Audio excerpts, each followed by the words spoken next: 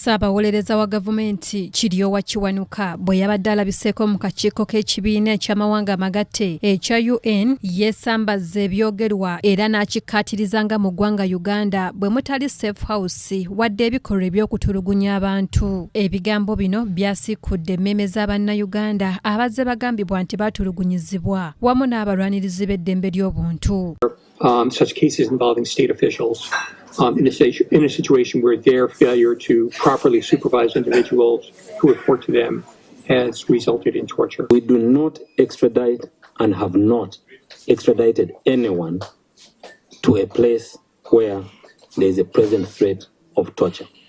Kulambika era kusiga ekifaananyi ekirungi era kyensuubira nti oluvannyuma naye alina okwebuuza ku bekikwatako okulabira ddala nti ebikolwa bino eby'okutulugunya n'okunyigiriza bikomezebwa. Abantu bangi bazze beemulugunya era nga boogera ku kutulugunya kw'abantu wabula bwe gutuuka ku muvubuka Bukenya Moses alojja obukambwe bwe yayisibwamu ng'ennaku z'omwezi 27 omwezi ogwokuna omwaka 2021 bwe yakwatibwa okuva mu Katanga.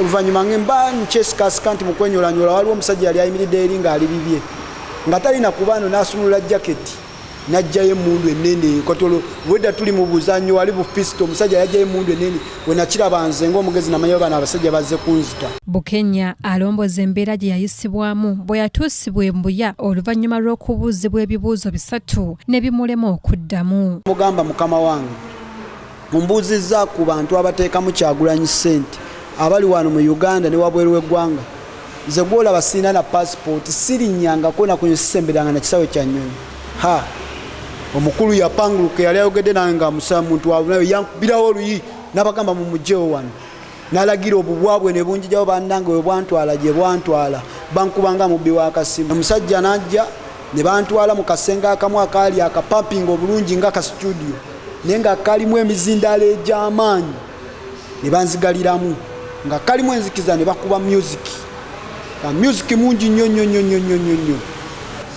nemulaga nti simanyi omusajja yangambirawo kati ngenda kujjamu amannyo gonna g'olina okulaga nti tewali muzannyo ate tewali kusaaga tutandikirewo kati. Ze ndowooza omusajja nkanga n'akwata mugundi ye n'ajjayo magalo yalina n'akuuma akalala n'agamba yasama kubanga tosobola butayasama basobola n'okutema n'okujjamu eriizo. Omusajja n'akwata gundi n'akuulayo erinnya erisooka n'agamba togenda kwogera. Kati amazima weyanjijjamu erinnya nali sikyasobola kutegeera nali mpulira obulumi bungi nga ne kamunguluze nga mpunze sikyasobola teyandowooza naye yamala nakya nti sikyategeera ne banzizaayo mu kasenge. Ono yatwalibwa e Makindye mu barakisi y'amagye we yafunira obuyambi okuva eri omusawo nga yatuuka n'okweyita omulwadde wa mukenenya era omusawo muzira kisa ye yakubira mukyala we yamusanga mu ddwaliro ly'amagye okutuuka okutwalibwa mu kkooti.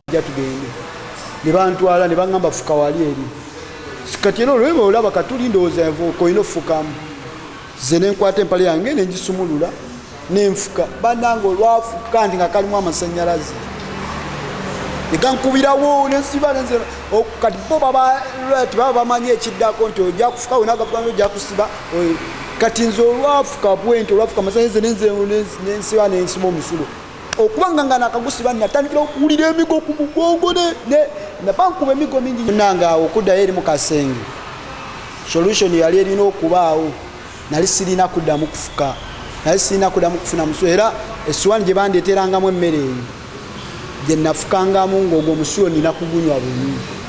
Gambye nti ndi mulwadde wa siriimu kati ate omutima ne gunkwata ngamba kati bagenda kunjijjako omusaayi gasimazune naye kyangu nnyo omusawo yangambira wano dina ddwaliro siri eri mu mutwalo eri ku kiriniki y'abalwadde baki basiriimu natuuka.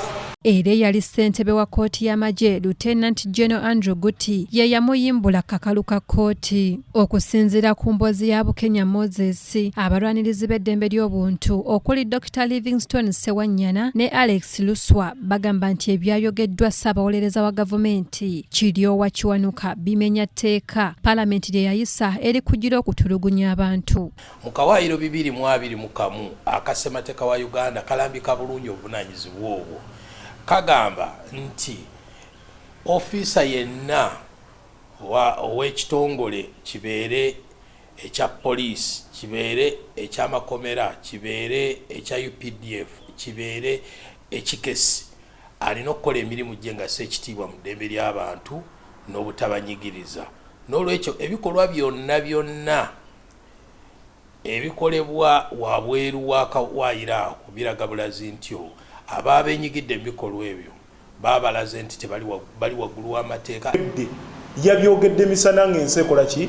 Ng'ensi eraba. Kugamba ye alinga atalaba mawulire, alinga atalaba bannayuganda bintu bibatuusibwako jjo ly'abalamu. Bannayuganda bawambibwa. Tuze tukyologera lwatu nti drone weeziri. Bannayuganda kino kirina okukoma. Bannayuganda balina okweyagalira mu nsi yaabwe, balina okufuna eddembe lyabwe kyenkanyi. Bano bagambye nti ono alina okuvaayo yeetondere bannansi ku nsonga eno kubanga abatulugunya abantu bandyeyongera mu maaso n'ebikolwa bino. Abantu abo abeetwala nti bali waggulu w'amateeka biteekwa okukomezebwa nga bakwatibwa ne bavunaanwa era guba gubasse mu vvi ne babeera nti babonerezebwa. Ebyo binaaba bikoleddwa tujja kuba tutuukiriza obuvunaanyizibwa bwe tulina wansi w'etteeka ery'ensi yonna erikwata ku kugaana abantu bano okutulugunyizibwa. Omukulu Kiryowa Kiwanuka Ssabaworereza wa gavumenti senga kati yasudde eri ttawero kubanga etteeka lino limukwata, era ffe nga abalwanizi b'eddembe ly'obuntu mu ggwanga tugenda kufuba okulaba nti Kiryowa Kiwanuka asuulawo ttawero, omulimu ogwo agwamuke agende ku mirimu gy'ategeera emirungi okulwana omulimu gwogwo agwamuke kubanga position mwali eyandibadde atereza gavumenti n'abagamba nti bino bikyamu bino engeri gye kiri nti kati awagidde buwagizi lino etteeka limukwatako nnyo era tugenda akakiiko kano ak'eddembe ly'obuntu ak'ensi yonna katuulako abantu 10 okuva mu mawanga ag'enjawulo nga bakkiririza mu kulwanisa ebikolwa nga bino eby'okutulugunya abantu. Gamba nti mu ggwanga Uganda temuli kutulugunya. Mulabe wa ggwanga lino kubanga nze we tuddayo emabega nali ku Sseemwayi nalaba emirambo gy'abaana 3 sobola kwerabira abantu abo gye baava. Omu yava Kasese baali bamutaddeko gya ADF, omulala yava Busia naye nga bamutaddeko gya ADF, omulala yali Munyarwanda nga bamuvunaana okumuwulira Kagame yamusindikako. Omulangira Junju Moses yakusakidde eggulire lino ku KTV amalindirire.